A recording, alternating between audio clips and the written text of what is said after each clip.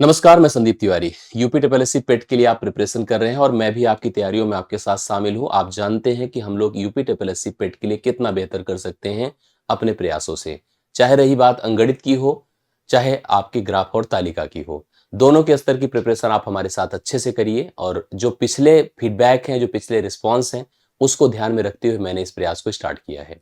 मैंने सबसे पहले आपको प्रीवियस ईयर से ऐड करने का प्लान किया है। मैं प्रीवियस ईयर अर्थात जितने भी 21 के पेपर हुए सभी शिफ्ट के और 22 के पेपर हुए सभी शिफ्ट के, उन सभी के सोल्यूशन 23 के सबको कंप्लीट करने का मैंने निर्णय लिया है। मैंने 21 डन करा दिया, सभी सारे अरिथमेटिक पार्ट और सारे अंगणित ग्राफ तालिका के पार्ट। अब मैं 22 को शुरू कर रहा हूं और 22 का यह पेपर 16 अक्टूबर का है, शिफ्ट 1 का है और दो हिस्सों में हम तैयारी इसको कर रहे हैं, दो हिस्सों में कवर कर रहे हैं। एक तो अरिथमेटिक वाला हिस्सा अंगणित वाला अलग कर रहे हैं और ग्राफ तालिका का हिस्सा अलग कर रहे हैं। तो सबसे पहले हम लोग 16 अक्टूबर 2022 का शिफ्ट 1 लेने जा रहे हैं और इसमें हम लोग पहले अंगणित के सभी सवालों को हल करते हैं। आइए स्टार्ट करते हैं। अंगणित का पहला सवाल क्या था? इसमें एक सिंपल क्वेश्चन आया था जिसमें कहा था कि निम्नलिखित में कौन सा भिन्न सबसे बड़ा है, अर्थात भिन्नों का बड़ा छोटा आपको पढ़ना है। हमारे पास कुछ अलग अलग भिन्न है जिसमें 13/16 है, आप देख पा रहे हैं। जिसमें आपको 7/8 दिया है, ये भी सही है। जिसमें आपके पास 31/40 है, ये भी सही है। और फाइनली एक नंबर और है आपके पास 63/80 है। इन सभी चारों में सबसे बड़ा कौन है, ये हमको बताना है।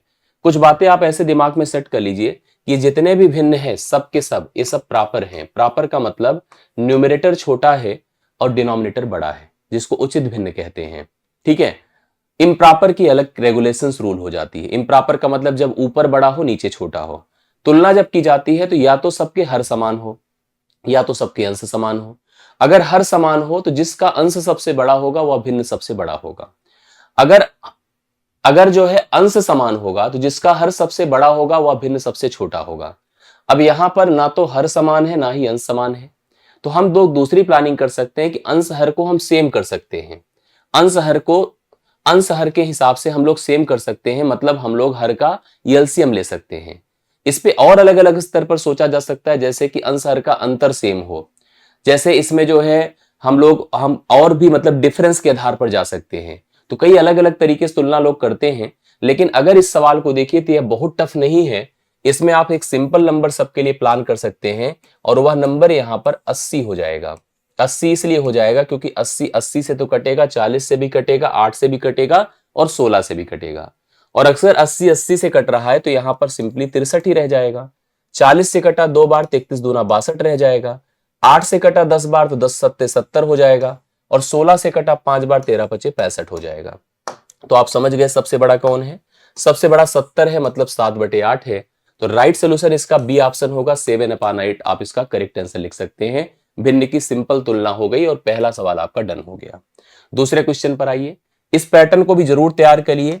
यह पैटर्न आप देख रहे हैं कि a³ माइनस b³ ऊपर की तरफ है। नीचे अगर आप देखेंगे तो आपको a² दिखेगा प्लस ab दिखेगा प्लस b² दिखेगा। यह प्रसार आप समझ लीजिएगा a³ प्लस b³, सॉरी पहले लिख ही देते हैं, अगर हम प्लस लिखा है तो प्लस वाला पहले लिख देता हूं। इसका प्रसार करिए तो a प्लस b होगा, दूसरे ब्रैकेट में a² minus ab plus b² होगा। इसका मतलब जब a वाला सवाल कभी होता तो आप क्या करते, a³ plus b³ divide by अगर कभी आता a² minus ab plus b² तो इसका मान आपका सिंपली क्या हो जाता पता है, a प्लस b हो जाता। उसी प्रकार से इसका प्रसार समझिए, अगर a³ माइनस b³ दिया है तो यह a माइनस b होगा, दूसरे ब्रैकेट में a² plus ab plus b² होता है। अगर हम इसको नीचे लाएं अर्थात a³ माइनस b³ करें तो नीचे अपना a² plus ab plus b² अगर है तो यह मान आपका कितना हो जाएगा, a माइनस b। तो इसका भी उत्तर आपको a माइनस b के आधार पर 6.73 माइनस 4.38 ही करना है। 13 से 8 5 होता है, 6 से 3 3 होता है, 6 से 4 2 होता है, 2.35 होगा जो कि पहले ही ऑप्शन में राइट सोल्यूशन के लिए आपको दिया गया है। इस पैटर्न को भी आप जरूर तैयार करिए क्योंकि इस टाइप के अलजेब्रिक जरूर बनते हैं, हर एक शिफ्ट में हर एक एग्जाम ईयर में आपको जरूर देखने को मिला है। अगला देखना है 19 का कितना प्रतिशत 7.6 है। जैसे आप ये समझो कि आपके पास कोई आंकड़ा, ये बहुत जरूरी है इसलिए क्योंकि इसका उपयोग डीआई में भी करते हैं। 19 एक वैल्यू है और उसी 19 का एक हिस्सा 7.6 है, तो यही पूछा है कि 7.6 19 का कितना परसेंट है। जिस वैल्यू को परसेंट बनाना है उसको 100 से गुणा किया जाता है और जिसका बनाना है उससे भाग दिया जाता है। तो दशमलव हटेगा, एक जीरो यहां नीचे आएगा 19 चौके 76 होता है, यहां पर आपका क्या हो जाएगा, 40 हो जाएगा।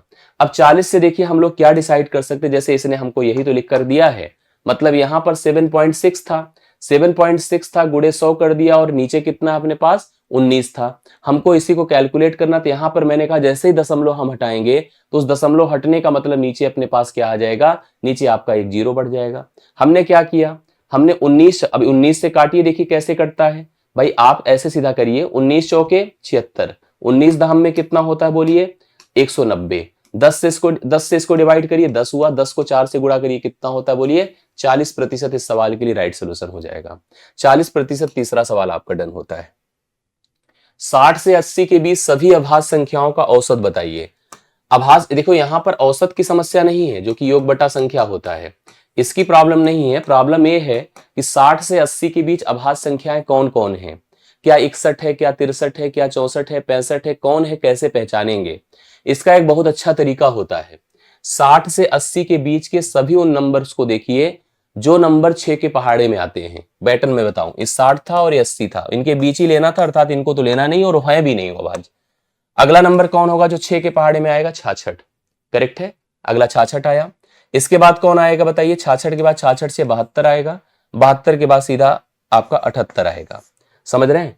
अब सुनिए, अगर वो अभाज्य है तो वह एक ज्यादा है या तो एक कम है। एक ज्यादा होगा तो कितना होगा, 61, और एक कम होगा तो क्या होगा, 59। 59 तो होगा नहीं, 61 लिया जाएगा। एक ज्यादा होगा तो 67 होगा, एक कम होगा तो 65, 65 5 से कटता है तो ये नहीं होगा, 67 होगा। एक कम होगा तो 71 होगा, एक ज्यादा होगा तो 73 होगा, दोनों अभाज्य हैं। एक कम होगा तो 77 होगा और एक ज्यादा होगा तो 79 होगा, दोनों अभाज्य हैं। मतलब इस समय ये तो अभाज्य है नहीं और ये अभाज्य हो गया।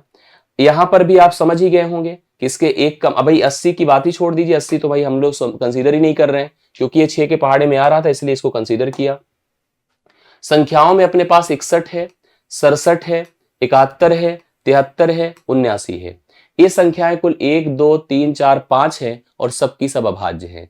तो हमको लिखना है 61 प्लस 67 प्लस 71 प्लस 73 प्लस 79 और बटा कितना बताएं, 5 है। आइए इनको जोड़ते हैं और जोड़ करके निर्धारित करते हैं एवरेज। 79, देखिए 79 है, आप समझिएगा। 79 और 61 जोड़ दीजिए। क्यों ऐसा कर रहा हूं पता है, क्योंकि यहां पर, या 71 जोड़ दीजिए, क्योंकि यहां पर जुड़कर 10 हो जाएगा। 7 6 13, 1 14, 140 हो गया, 140 इसको ले लिया। 73 और 67 जोड़ लीजिए, 73 67 जोड़ेंगे, 7 ए भी 140 ही हो जाएगा, है ना। 73 और 67 जोड़िए, ए भी 140 हो गया। 140 40 280 हो गया। 280 में आप जोड़ दो 71, 240 80 में 71 जोड़ दें तो 8 7 15, 351 हो गया, बटा आप 5 कर रहे हैं, 5 छंगे 30, 5 सते 35 और 70.2 हो जाएगा। 70.2 इसका पहला ऑप्शन राइट सोल्यूशन होगा। ठीक है, तो सभी अभाज्य को सेलेक्ट करना ही सवाल की डिमांड है। औसत सबको पता है कि योग बटा संख्या निकाल लोगे, एवरेज को आप सही से समझ गए। और एवरेज से पहले ये एचसीएफ, ये जो हमारा अभाज्य है इसको निकालना सबसे मुख्य था। कोई भी अभाज्य संख्या होती है तो 6 के पहाड़े में आने वाली संख्या से या तो एक कम होती है या तो एक ज्यादा होती है, उसके आधार पर निर्धारित होती है। एक सवाल सिंपल देखिए बनकर आया, रूट 12.0409 है माइनस रूट 1.125 है, 44 है। अब सुनिए, कभी भी दशमलव संख्याओं का वर्गमूल करना तो इस बात का ध्यान रखिए कि दशमलव सम स्थानों पर है कि नहीं। सम का मतलब 2 स्थान, 4 स्थान, 6 स्थान, 8 स्थान ऐसे है कि नहीं है। तो हमने देखा ये भी 4 स्थान पर, ये भी 4 स्थान पर है। तो हम एक काम करें, हम ऐसे दशमलव को अभी दिमाग से निकाल दें। हम यहां पर अंतिम के 2 अंक ले लें। अंतिम के 2 अंक ले लिया तो यहां पर 4 है तो 4 के लिए या तो 2 रहेगा या तो 8 रहेगा, क्योंकि 2 का वर्ग भी 4 होता है, 8 का 64 होता है।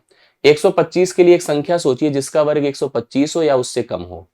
बताइए क्या होगा। 11 ग्राम में 121 होता है तो मैंने 11 ले लिया। अब 11 के बाद या तो 112 होगा या तो 118 होगा। अब इसकी कैसे हम डिसाइड कैसे कर पाए। 11 का वर्ग 121 होता है, 121 में अगर 11 जोड़ूंगा, 121 में 11 जोड़ूंगा तो 132 होगा। ठीक है, 132 इससे क्या ज्यादा है तो कम लेना है, अर्थात हम लोग यहां पर इसका वर्गमूल करेंगे तो 112 आएगा। लेकिन 4 स्थानों पर दशमलव लगा है तो आपको 2 स्थान पर दशमलव लगाना होगा, आप चेक कर लीजिए। इसी तरह से इसको सोच लिया मैंने अंतिम के 2 अंक लेकर के।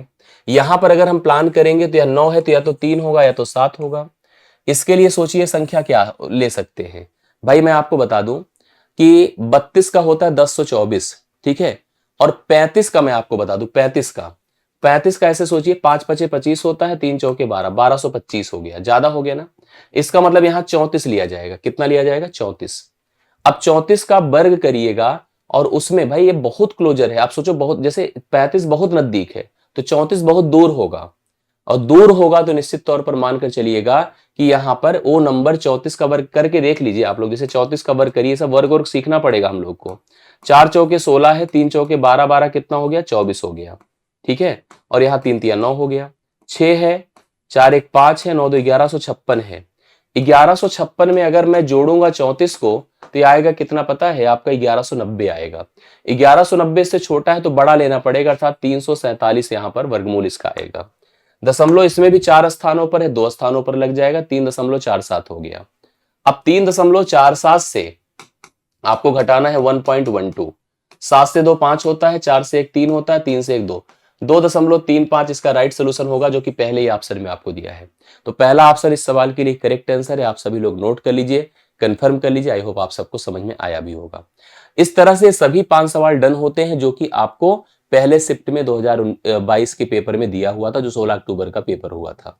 अब इसका हम अंगणित के बाद हम डीआई पार्ट लाएंगे, जो ग्राफ तालिका का हिस्सा है उसको कवर कराएंगे। आशा करता हूं समझ में आया होगा। वीडियो कैसा लग रहा है, रिस्पांस कैसा लग रहा है, क्या प्रयास सही लग रहा है कि नहीं, कमेंट करके जरूर बताइएगा।